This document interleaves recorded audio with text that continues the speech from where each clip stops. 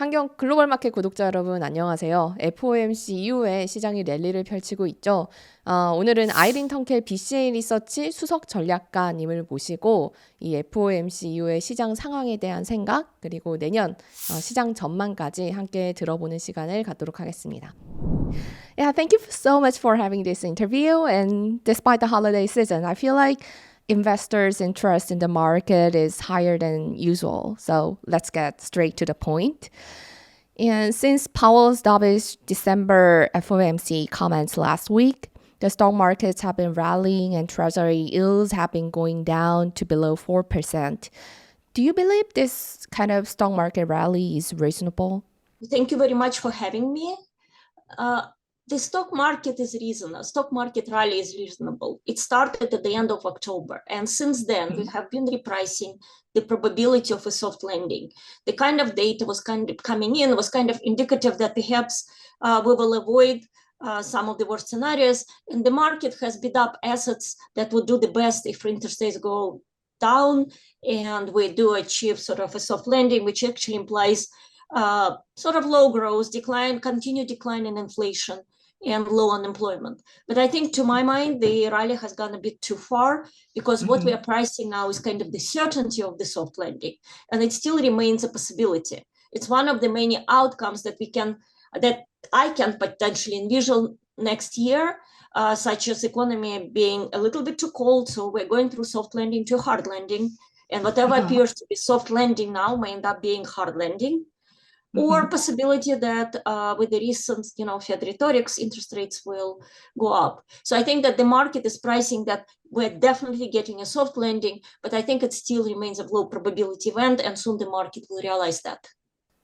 So you think market right now goes a little bit ahead of what Fed's really thinking? Yeah, yeah, it's a little bit exuberant. The market now expects the Fed to cut the rate as early as March, and maybe you think that's too early. Yeah, I think it may be a little bit too early, because it still remains to be seen whether inflation is on the downward path and we will actually get to 2%. So I still assume that the Fed will err on the side of caution. And although I do think that the Fed is likely to cut rates this year, March sounds a little bit too early to my mind, because it doesn't look like the economy is overheated and there is any need for action from the Fed. And I know that the Fed was talking about this desire to keep real rates constant, meaning if inflation is coming down, you have to bring down the rates so that real rates stay constant. But I still think that they're likely to, kind of play a little bit of a waiting game, be a little bit cautious, see what is happening with inflation. And something that can potentially induce this, rate cutting process is pick up in unemployment and slow in economy. So I think it's much more likely that the Fed will cut rates if we do see deterioration in unemployment claims, for example, and the Fed will try to prevent the recession. Then, some sort of preventive rate cuts when economy is doing just fine. So that part, I think, is a little bit of a wishful thinking, because the market wants to have it both. They want to have good economy and they want to have rate cuts. And I think that you probably will get rate cuts. We will get rate cuts, but it may be a little bit less reason to celebrate, because it may be accompanied with fears of a recession or actually economy transitioning or downshifting into recession. When do you think the Fed will start cutting the rates, and by how and by much? Yeah, I do think that it probably is more likely to happen in the second half of the year. Second half of the year, okay. Yeah, BCA is a research house. We together predict recession in the second half of the year. This is our house view. And since I'm kind of linking the rate cuts to slowdown growth, I expect rate cuts to take place much later than the market is now expecting. So I'm thinking second half of the year, and they will move cautiously. So of course they will start with 125 with a 25 bip cut. 125.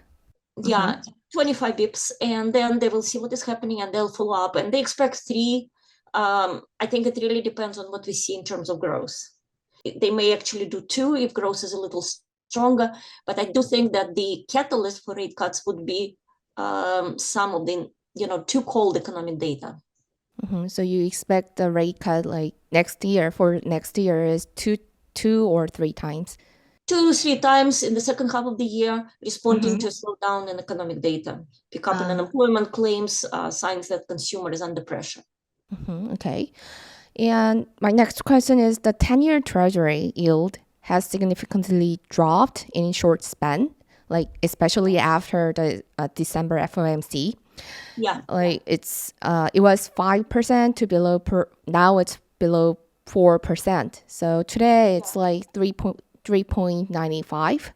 So do you expect further decline from this point? Yeah, I think that general direction for interest rates is down simply because we do project a recession, we do project slowing economic growth, and we concede that the Fed may cut in the end of the year simply because the aforementioned reasons.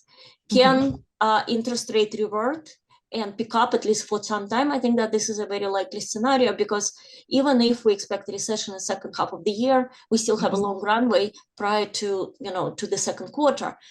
And in the meantime, a lot can happen. Even with the Fed rhetorics from Wednesday, the market rallied, financial conditions have eased, and just as you say, treasury rates have fallen. What does it mean? It means that monetary conditions are much easier, and potentially they could ignite more growth. So it will not be very unexpected in a sense to have an economic surprise. It will be an expected positive economic surprise. So I think it's quite likely that the data will come in hotter than we expect, simply because based on all this communication and the market expectations, financial conditions are easier now. And so we may have more economic growth in the interim. So I think that there are two scenarios that can play out. One is that the economy is actually slowing and going into growth, but there is also a possibility that with all this easing and interest rates falling so quickly, it's possible that we may have some of the data disappointment because it comes in much hotter than we expect. Go to the recession, that like the second scenario, you mean? Yeah, but I think that the path to recession is not a straight line. I think the market has currently priced in the scenario of a soft landing. This rally has gone a long way. People will realize, well, maybe soft landing is still a low probability outcome. And then the rally will come to a standstill. And another possibility will get repriced based on the data. It may be something that kind of scares investors, and perhaps they will see that core inflation is not declining fast enough. So you can, between now and September, you definitely can see another spike in rates. Perhaps you would play it on a tactical basis. Maybe it's not a long-term thing, but it definitely will weigh on equities. And throughout this year, until we get to some definite outcome, I think that we will have lots of rotation from defensives to cyclicals and back as the market is trying to work out which of these scenarios can possibly actually take place this year. I'm part of agree with you that markets goes too little bit far from now. So like since Powell's comments, market has been acting as if like risk is almost gone. So off the table, yes, exactly. So what would be the trigger for like if the market changes? What would be the trigger for the change in market sentiment? So I think that we are now have three scenarios at play that can happen in 2024. There is a probability of soft landing, which to me is still a low probability event, just because lots of things have to go right. Then there is a high probability event that the economy will continue to slow, and this process has already started, and just people mistake it for a soft landing, but in reality, we are going towards a major economic slowdown. And then there is there is another possibility, which perhaps not a high probability event, but there is a chance that the data coming will, too hot, inflation data surprises on upside, or perhaps we have some sort of geopolitical crisis, prices of energy goes up, dollar goes up, or, you just simply have a spike in interest rates on the back of disappointing treasury auction. So all in all, I think that we're playing three scenarios. So hard landing is the most likely one. Soft landing is the least likely one. And then there is this corner case, sort of a little bit of a left field possibility that we will have a spike in growth, and again interest rates go up just like they did in October. So let's talk about next year's market. And how do you think stock market will move next year? For example, this year, the market was driven by like so-called Magnificent Seven of large cap stocks. And do you expect that to be the case for the next year? Well, certainly the Magnificent Seven are now a force. It's a force of nature. But I think that the performance will be very much driven by the macroeconomic backdrop. If we just talk about, the Magnificent Seven as a standalone sort of unit, like we think about them as a monolith, as a group, they are much more profitable than the market.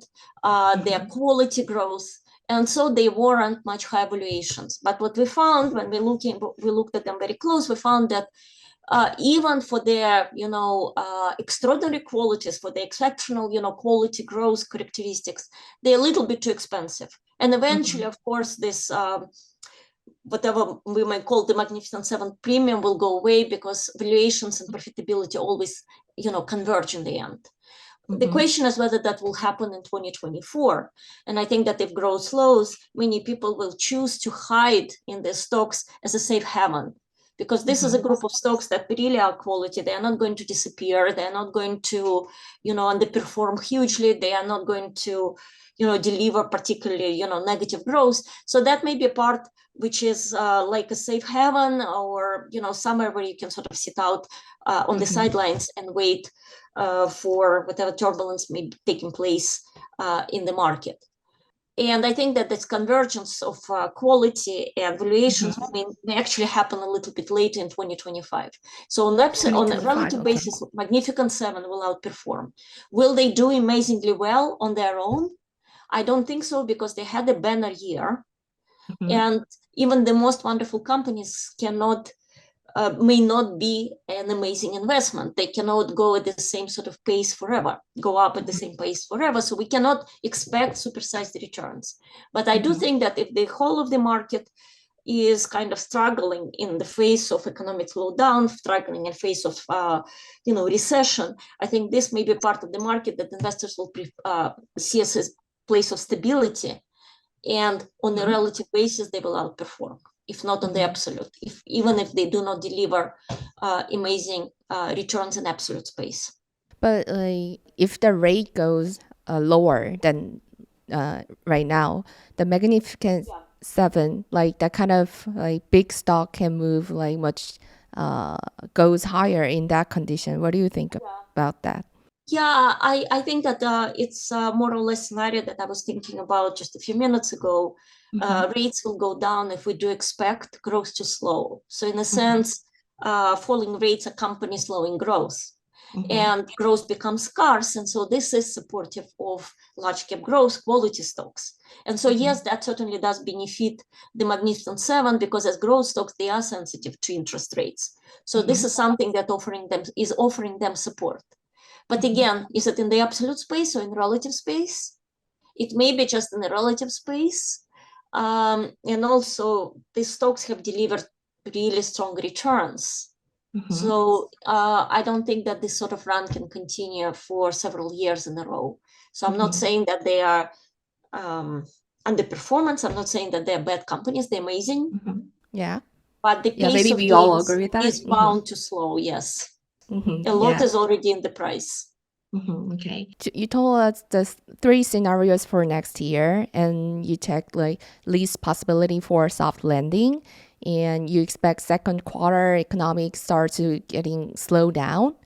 And why the second quarter you expect that economy starts to slowing down?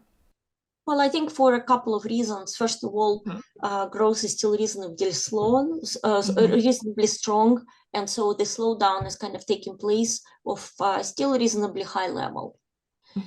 Second reason is that consumers still have money, but they are kind of at their end of this, whatever excess savings they may have. There are still lots of people working. I think that just the general trend for the economy is down, just because most of the support, pillars of consumer spending are starting to show cracks. There are 3 sort of reasons for strong consumer spending, 3 drivers. One is savings, one is employment, and the third one is credit. And each of them seem to be weakening. Excess savings are running out for pretty much all Americans except for the top 20% of consumers by income.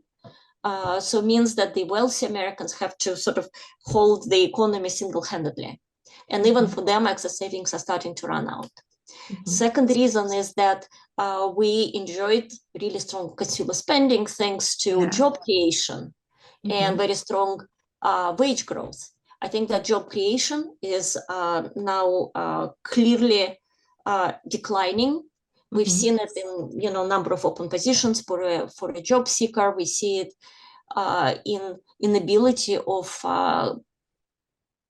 workers to find new jobs, so continued claims are trending up. So it seems like the second pillar, like the strong labor market, is also going away. And the third pillar is credit, and it appears that people have ramped up, lots of credit card debt, and pace of addition to this credit card pile of debt is kind of starting to slow, which means that many people think that, well, we cannot really put everything on our credit cards forever. So at some point it has to stop. And so looking at it in aggregate, it seems that consumer spending is about to slow, and it may take a quarter or two to actually come, to the level that will actually affect the economy and lead to negative growth. But I think we will see slowdown for the next 6 months. Not just, in 6 months. It's just that we are talking about getting growth to sort of a negative. That probably will take a little bit of time. And the other side of the equation is consumer versus fiscal spending. And fiscal spending is unlikely to accelerate just because I don't think that there is much appetite for new spending bills. The economy will start to slowing down in second quarter of next year. Yeah, I think that this high rates that we had for 2 years are starting to weigh on the economies. So this higher for longer and long and variable legs are finally starting to play out. It took much longer, so these variable legs were actually longer than most people have expected, but I think that they do weigh on the economy. They're eventually going to weigh on consumer spending. We see a pickup in bankruptcies. There are many zombie companies which have difficulty covering their interest expenses. So I think that this invisible hand is actually working itself through the market kind of slowly. It may not be visible because we did not have any high-profile bankruptcies besides majors, not even in the index. But I think that if you look closely, if you look under the hood, there are, problems are starting to accumulate with bankruptcies, with defaults, with delinquencies. So I think that eventually this whole, exuberance is about to crash because it will face economic reality. Okay, so let's talk more about inflation because that's what Feds are really focus on. Yeah, there is some speculation that like last mile to the 2% inflation target will be a tough one. The last mile will be tough. So do you agree with that? Yeah, I tend to agree with that because much of disinflation that we have enjoyed over the past few months was down to improvement in the global supply chain. Which was kind of clogged by excess spending by people because people had lots of money. And as there's less money to spend, the supply chain has been unclogged. And I think that, the economy is functioning a little bit better. And that really contributed to decline in inflation. But I think getting to 2% will be quite hard just because there's some structural reasons which lead to, high wages and high inflation. Such as shortages of workers. It may be that the service economy, its prices are much stickier than they used to be. So I think that whatever has happened so far was the easy part because it was down to some economic inefficiencies, and now it's really down to the core, which is there was too money that has been printed in the economy. Now they're being drained from the economy, but it may be hard to actually take this excess liquidity and get to the last drop, just because this is, that part may actually lead to much more slack in the labor market. Okay, so as you expect, like if the U.S. economy makes fat cuts, interest rates, and the economic like maybe slightly recession, and could we expect the dollar to stabilize downward? Or what's your opinion with that? Well, I think that initially if the Fed starts to cut or Fed cuts preemptively, that will put downward pressure on the dollar, just because the U.S. Fed will be the first central bank to cut rates, and so this dynamic will be reflected in the exchange rate, just because interest rates elsewhere may stay higher than they will be in the U.S. But if we do indeed go into recession, what we may see is the dollar smile. Dollar is a global safe haven, and if there is a fear of global slowdown, the dollar is the ultimate safe asset, which may attract flows from investors, and then it will pick up again. But until then, we do think that on a relative basis, U.S. currency is to weaken. Until second quarter of next year. Yeah. Okay. Yeah. Thank you for having so much insight about the market with us. And I'm sure it's been really informative for our subscribers as well. Thank you, Irene. It's my pleasure. Thank you so much. And wonderful questions. I really appreciated them. Bye. Merry Christmas.